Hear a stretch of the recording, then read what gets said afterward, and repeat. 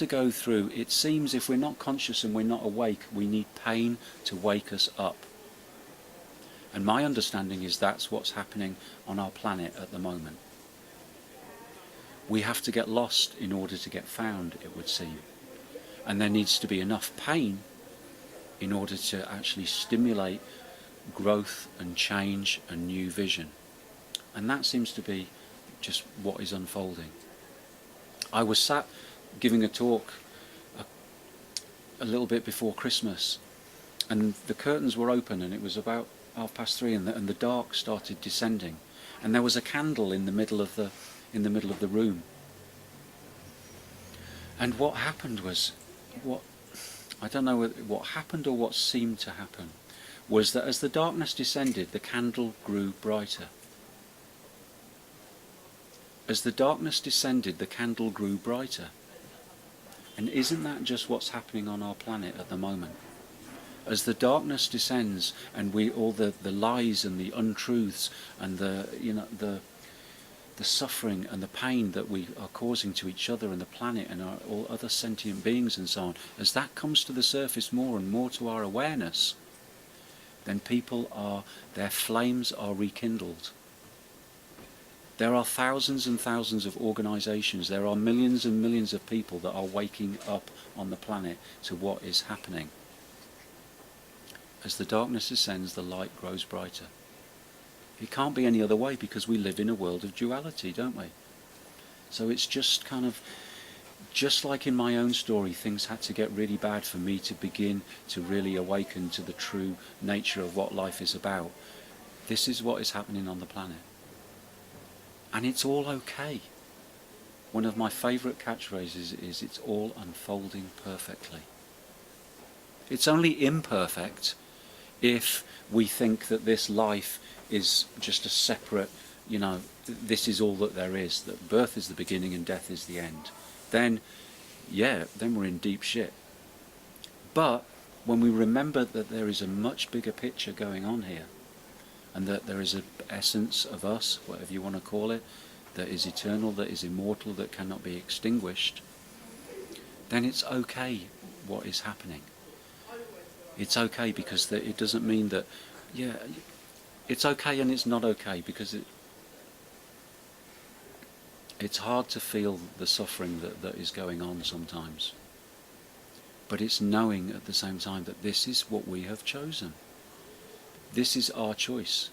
Like the prodigal son or something, we have to get lost to get found. So it's okay what is happening. But how are we doing for time?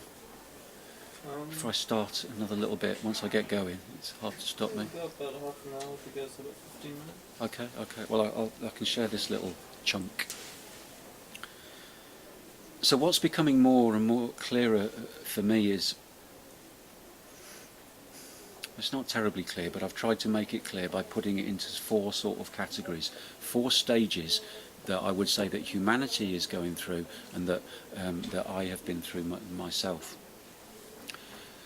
And they're not in any particular order, and I'd like to start with the first one, which I would call, it's called really witnessing the miracle. Just witnessing the miracle that is life. We need to get into our heart space to be able to feel that and to be able to see it. And we need to slow down.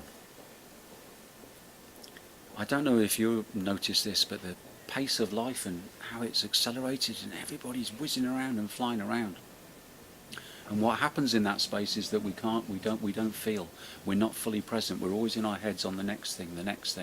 And it's only when we're present that we really begin to feel and see and witness the miracle that we are. Just, these fingers, these bodies, these eyes. Who is it that looks out from behind these eyes and sees the world? I have a friend, a little feathered friend, a little tiny robin that comes each morning, and I'll give it some breadcrumbs. And it fills me up when I see the beauty of that. How can that be? What is the chances that that beautiful creature can exist? And there are millions of those in multiple formats. millions of different expressions of the divine. Life is a miracle, but we have to slow down and we have to begin to feel to really witness it. It's just, what's the chances of the 7.5 billion people on the planet that we're sat here in this room together? That's a little miracle. What little thoughts happened in your head? What ideas? What led you to be in this place right now? Because you're all here for a reason, just as I'm here for a reason. And it's about connection, and it's about love, and it's about an exchange that is taking place deeper and beyond these words that are coming out of my mouth. So I find that it's a good place to be, just to begin to just feel into our heart space and realise what a gift this life is. What will we do with our precious time? Or as Mary Oliver says, what will we do with this one wild and precious life? It's our choice. The second, perhaps before I go to the second, I guess in the way that heart space for me in my own story was around my son, was around the love for my son. That although I didn't feel worthy enough of getting my act together, and I probably wouldn't have gone to see a counsellor if it was just about me, because I didn't think it was going to make any difference, and I probably didn't feel worthy. It would have been easier just to get stoned, drop another tab or whatever. But it was the love of my son that began to open me. And then also it was the darkness, because that often the love isn't enough. There has to be pain, there has to be suffering. It seems a lot of the time. I don't choose this anymore. And I actually changed the end of my book. I think the very last... Can I just borrow it a second? I had to change it with the second edition because...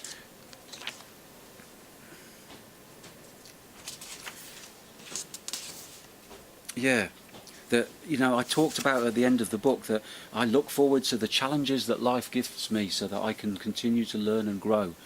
And then a couple of years later, after I'd published it, I kind of read that back and thought, whoa, hold on, what are you inviting there, Miguel? Are there other ways to learn other than through pain and suffering? Yes, there are. But we need to be conscious, and we need to be present, and we need to have the courage to face whatever it is that we need to face. Otherwise, life turns the heat up, to wake us up, to show us that we're not in alignment with who we really are. So I just added this little bit at the end, a PS. Perhaps there is no need for more adversity. Perhaps now is the time to learn from bliss, joy, and love. So we do have that choice. But as I said, this world of duality is interesting. On the other side of the bliss and love, if you like, is the darker places. There was a man, and he was walking up and down this little bit of the street under a street light, and his head was bent low, and he was looking for something, really intent on finding something. And a lady came along. She was just passing by, and she stopped, and she said, "You seem to have lost something, but perhaps can I help you?" And the man said, "Yes, I've lost my keys. If you'd like to help me, I'd really appreciate that." And so she came, and together they walked up and down, and they looked in this area under the streetlight. And eventually the lady stopped, and she said to the man, she said, "We've looked and looked, and I don't seem to be able to see your keys. I've got really good eyesight. Are you sure this is where you dropped your keys?" And the guy said, No, I didn't drop them here. I dropped them up that dark alleyway over there, but I can't see up there, so I thought to look here. How often do we do that ourselves? This has become woven into the fabric of our society. Positive, and all this stuff has its place, but sometimes things seem to get a bit too positive and fluffy and light, and that we just want to find the healing and the gifts and the transformation in the light, easy, airy places.